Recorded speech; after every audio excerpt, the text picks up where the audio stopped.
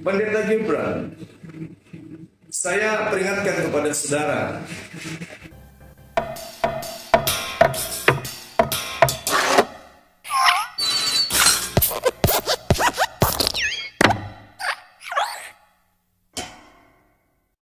Salam, lagi rame Pendeta Gilbert Lumindong diduga melakukan penistaan agama ya dalam salah satu video khotbahnya yang bicara mengenai perpuluhan dan zakat ya. Disclaimer ya, saya sebagai seorang Kristen sendiri, saya nggak membenarkan apa yang dikatakan oleh Pendeta Gilbert dalam khotbahnya ya. Karena ngapain gitu ya? Perpuluhan dibanding-bandingkan dengan zakat yang merupakan bagian dari keyakinan umat sebelah. Apalagi hal ini disampaikan secara digital juga gitu kan, sehingga bisa disaksikan oleh orang-orang yang di luar daripada jemaatnya Pak Gilbert gitu. Kan tahu sendiri bagaimana umat sebelah itu kan paling nggak bisa disenggol keyakinannya, tapi paling jago kalau nyenggol keyakinan agama lain. Ya walaupun Pendeta Gilbert sudah meminta maaf ya secara terbuka, bahkan sampai mencium tangannya Yusuf Kala. Hal yang seharusnya nggak perlu dilakukan ya menurut saya ya. Karena jadi nggak ada wibawanya. Cuma di video kali ini saya nggak fokus ke situ teman-teman. Saya mau tunjukkan kepada teman-teman tanggapan dari Zuma kepada Pendeta Gilbert. Yang menurut saya ini namanya memancing di air yang keruh ya. Karena di satu sisi dia mengecam Pendeta Gilbert yang dianggap menghina Islam. Tapi di sisi lain justru dia memanfaatkan situasi ini untuk menghina balik ajaran Kristen. Memang aneh ini orang ya. Mari kita simak langsung videonya. Pendeta Gibran, saya peringatkan kepada saudara bahwa saya ketika Anda mencerca, menghina ibadahnya umat Islam, Anda harus tahu dan Anda harus pelajari kitab Ulangan 9. Bagaimana Nabi Musa menerima perintah sujud, beribadah, prosesi ritual dalam menyembah kepada Allah, kepada Rabb, kepada Tuhan pencipta langit dan bumi. 40 hari 40 malam Nabi Musa sujud hanya untuk menerima perintah salat.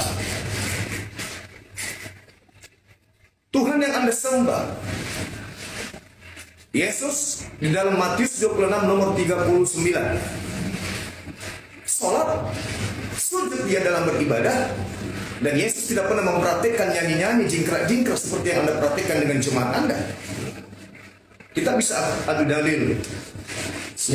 Dan satu hal lagi, terkait dengan perpuluhan yang Anda minta, yang Anda programkan di jemaat Anda. Ingat, saya hanya mendapatkan satu data di dalam Bible untuk Kristen. Di dalam kitab saudara 2 Korintus 11, bagian Paulus mengatakan jemaat-jemaat telah kurampok dengan mereka memberikan persembahan kepada saya untuk kemudian memberikan pelayanan kepada kalian. Jadi merampok jemaat yang lain untuk melakukan pelayanan di tempat lain. Ingat dalilnya. Yang pertama, Zuma mengatakan bahwa Pendeta Gilbert sudah menghina ajaran Islam. Tapi di sisi lain dia tidak sadar bahwa konten-kontennya itu bahkan jauh lebih parah di dalam menghina ajaran Kristen. Bahkan di video ini aja dia masih sempat-sempatnya loh membicarakan agama Kristen dan juga Bible-nya orang Kristen kan. Tapi ya beginilah memang mental mayoritas ya. Kalau nggak playing victim ya standar ganda. Lalu yang kedua, Zuma mengatakan bahwa Musa menerima perintah sujud atau sholat di dalam Ulangan pasal 9 ya. Yaitu tepatnya ada di dalam Ulangan 9 ayat 25. Tentu saja ini merupakan karangan bebas dari Zuma ya. Karena Musa ketika dia bersujud di hadapan Allah itu bukanlah merupakan praktek ibadah, bukan ya. Melainkan Musa sedang merendahkan dirinya dan memohon kepada Allah secara sungguh-sungguh selama 40 hari 40 malam. Karena pada waktu itu Allah berencana memusnahkan bangsa Israel di Horeb. Karena bangsa Israel telah murtad dan juga melupakan Tuhan yang sudah menuntun mereka keluar dari tanah Mesir. Maka daripada itu pun Musa memohon kepada Allah agar bangsa Israel diampuni dan jangan dimusnahkan. Jadi ini merupakan inisiatif dari Musa sendiri untuk sujud dan memohon kepada Allah. Bukan sesuatu yang diperintahkan oleh Allah seperti karangannya Zuma tadi. Lagi pula, sholat dalam bahasa aslinya kan adalah doa ya, yang kemudian oleh para ulama didefinisikan menurut istilah dalam ilmu syariah, yaitu serangkaian ucapan dan gerakan yang tertentu yang dimulai dengan takbir dan diakhiri dengan salam, dikerjakan dengan niat dan syarat-syarat tertentu. Sedangkan Musa ketika dia melakukan sujud ini, dia tidak terikat dengan gerakan ataupun aturan sebagaimana umat muslim sholat. Tapi Musa bersujud dan memohon kepada Allah sebagai simbol bahwa ia merendahkan dirinya di hadapan Allah. Karena jangankan kepada Allah ya, manusia saja kadang-kadang ketika dia berbuat salah kepada orang tuanya contohnya ya, lalu supaya dia diampuni oleh orang tuanya, kadang-kadang secara spontanitas dia bisa aja bersujud memohon-mohon ya kepada orang tuanya agar diampuni dan dimaafkan. Apalagi Musa yang pada waktu itu berhadapan dengan Allah yang berencana memusnahkan bangsa Israel. Makanya dia bersujud, merendahkan dirinya di hadapan Tuhan, dan memohon supaya bangsa Israel jangan dimusnahkan. Jadi ini bukan sholat Jumat. Lalu yang ketiga, ini merupakan kebiasaan para muslim ini ya. Setiap mereka menemukan kata sujud di Bible, pasti selalu dicocokologikan sebagai sholat. Nah ini nih, kasihan memang melihat kelakuan mereka ini ya. Padahal di dalam ibadah di gereja banyak kok orang yang ketika berdoa, menyembah Tuhan itu mereka bersujud, tersungkur dan sebagainya. Bahkan kalau ada persekutuan-persekutuan doa nih, kita mau berdoa bersama-sama, kita pakai karpet, kita berdoa bersama-sama di situ. Jadi jangan yang dilihat itu cuma waktu nyanyinya dan pada waktu jingkrak-jingkraknya doang. Sekali-sekali mainlah ke gereja cuma ya, supaya nambah referensimu ya. Terus dia juga bilang, katanya Yesus tidak pernah praktekkan menyanyi. Nah ini juga salah kaprah ini. Padahal di dalam Matius 26 ayat 30, Yesus juga bernyanyi ketika menaikkan pujian.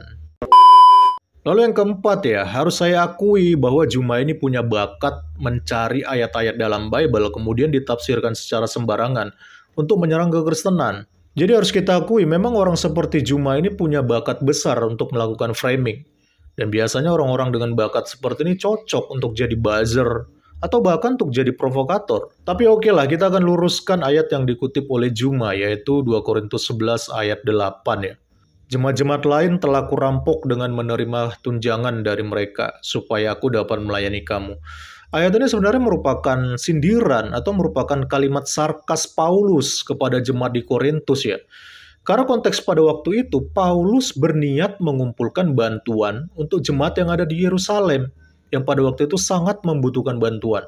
Sehingga ia mengumpulkan bantuan lewat jemaat-jemaat yang ada, baik yang di Troas ataupun di Makedonia, bahkan di Korintus sekalipun. Hanya saja masalahnya, jemaat di Korintus ternyata masih banyak yang berat hati dalam memberikan bantuan untuk jemaat di Yerusalem ya. Makanya di pasal 9, Paulus mengajarkan kepada mereka bahwa memberi dengan sukacita itu membawa berkat. Dan di pasal 11 dia menegaskan kepada jemaat di Korintus bahwa ini bukan untuk kepentingan pribadinya Paulus, melainkan untuk kepentingan sesama jemaat sebagai anggota tubuh Kristus yang harusnya saling tolong-menolong dan memberi dengan sukarela. Makanya dia mengucapkan kalimat sarkasme ini bahwa seharusnya jemaat di Korintus itu tahu diri gitu loh, sadar bahwa selama ini Paulus pun bisa melayani di Korintus, bisa ada jemaat di Korintus, itu semua karena support dari jemaat-jemaat yang lain, yang dalam hal ini mengacu kepada jemaat di Makedonia yang sangat terbuka ketika memberikan bantuan dengan tulus. Jadi kalau saya boleh gunakan kalimat yang to the point ya, yang bukan sarkasme seperti yang dilakukan oleh Paulus ini ya. Sebenarnya Paulus ini ingin mengatakan kepada jemaat di Korintus itu seperti ini teman-teman. Kalian itu harusnya sadar, jemaat-jemaat yang lain sudah ngasih support dan bantuan ke saya, agar saya bisa datang, bisa melayani kalian di sini. Makanya jemaat Korintus ini tuh ada gitu. Dan akhirnya hal ini terjawab kan di ayat 9 dikatakan, dan ketika aku dalam kekurangan di tengah-tengah kamu, aku tidak menyusahkan seorang pun. Sebab apa yang kurang padaku dicukupkan oleh saudara-saudaraku yang datang dari Makedonia. Dalam segala hal aku menjaga diriku supaya jangan menjadi beban bagi kamu, dan aku akan tetap berbuat demikian. Jadi Paulus sendiri dia nggak mau jadi beban ya terhadap jemaat di Korintus pada waktu itu.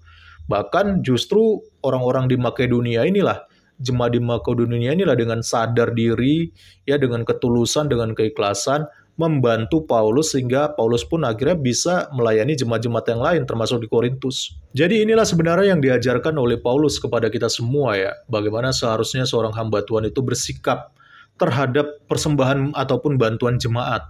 Bukan untuk kepentingan pribadi, tapi untuk kepentingan bersama sebagai sesama jemaat. Jadi buat Juma, salah kaprah kalau kamu pakai dalil ini untuk menyerang ajaran Kristen, bahwa Paulus adalah seorang yang merampok uang jemaat untuk kepentingan pribadinya.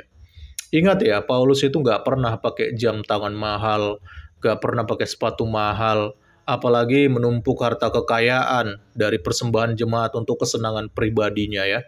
Justru hari demi hari dia merasakan kelaparan, ketelanjangan, aniaya, ya semua itu dia terima hanya demi kemajuan Injil, hanya demi supaya setiap orang dapat mendengar kabar keselamatan yang daripada Yesus Kristus. Salam kritis, Tuhan Yesus memberkati. Salam.